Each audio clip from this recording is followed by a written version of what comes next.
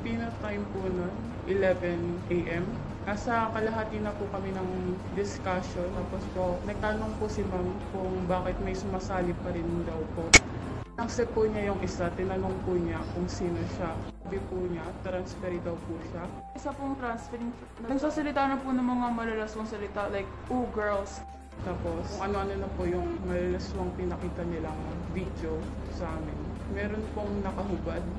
Kung ano-ano pa po yung sinasabi nila. I like little girls, sabi po nila. At nakatrauma po ata sa mga kaklase ko.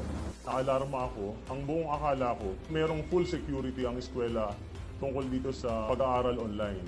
Naramdaman ko saan ako yung trauma. Ako din ako nagulat kasi bakit may isang sexual predator na nakapasok sa online class.